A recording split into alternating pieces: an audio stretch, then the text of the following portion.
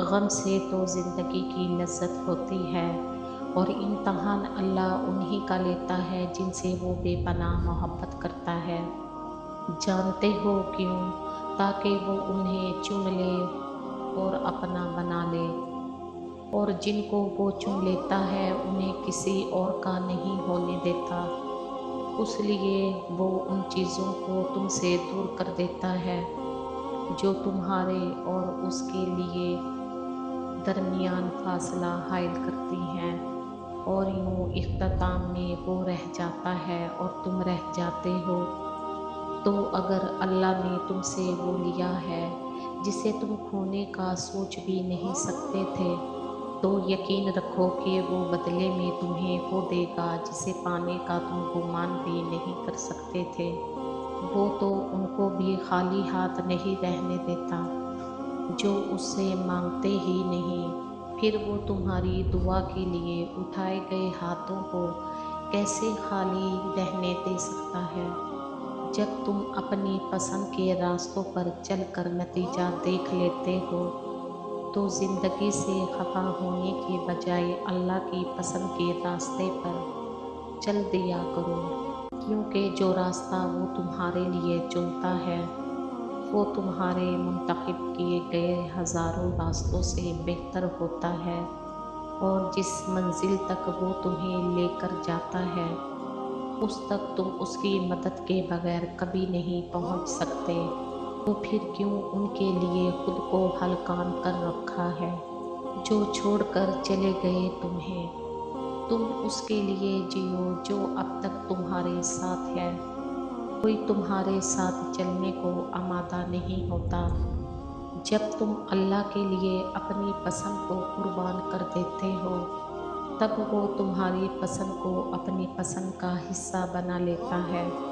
تو پھر بتاؤ، جو اس کا حصہ ہو وہ کیسے کھو سکتا ہے؟ جس کسی سے اس کی وابستگی ہو وہ کیسے پھر ادھورا رہ سکتا ہے؟ منظر کبھی بھی ایک سا نہیں رہتا، حالات بھی بدلتے ہیں اور وقت بھی پاسا پلٹتا ہے۔ بات صرف صبر اور یقین کی ہے۔ اس پہ صبر کر لو جو ملا ہی نہیں، اور اس پہ یقین رکھ لو جو اب تمہارے پاس ہے۔ پھر تم تک وہ بھی پہنچا دیا جائے گا جس پر تم نے صبر کر رکھا ہے۔ چاہت کی طلب سے پہلے بہترین نصیب کی تمنا کرو، پھر جو چاہت بہتر نہیں اس کو بھی بہتر بنا کر تمہارے مقدر کا حصہ لکھ دیا جائے گا۔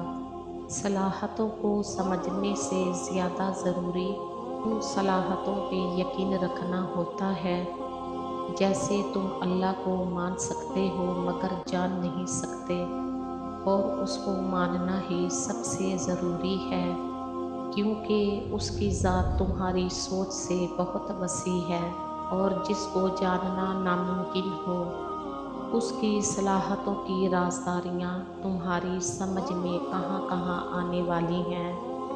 تو اگر اللہ نے تم سے وہ لیا ہے جسے تم کھونے کا سوچ بھی نہیں سکتے تھے، تو یقین رکھو کہ وہ بدلے میں تمہیں وہ دے گا جسے پانے کا تم گمان بھی نہیں کر سکتے۔ وہ تو ان کو بھی خالی ہاتھ نہیں رہنے دیتا جو اسے مانگتے ہی نہیں۔ پھر وہ تمہاری دعا کے لیے اٹھائے گئے ہاتھوں کو کیسے خالی رہنے دے سکتا ہے؟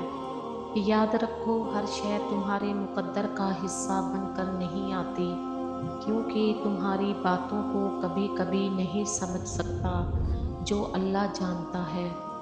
اور اگر تمہیں ان کی حقیقت کا پتہ چل جائے جنہیں اللہ تم سے دور کرتا ہے، تو تم کبھی ان کے لوٹ آنے کی تمنا نہ کرو۔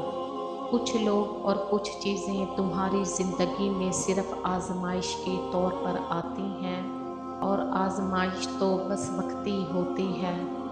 اس لیے جب آزمائش کا وقت ختم ہوتا ہے تو اللہ ان کا خیال بھی تمہارے دل سے نکال دیتا ہے جو تمہیں بے سکون رکھتا ہے۔ کچھ چیزیں تمہارے حق میں بہتر نہیں ہوتی، اس لیے اللہ انہیں تم سے دور کر دیتا ہے، ایسا نہیں ہے کہ وہ ان چیزوں کو بہتر نہیں بنا سکتا،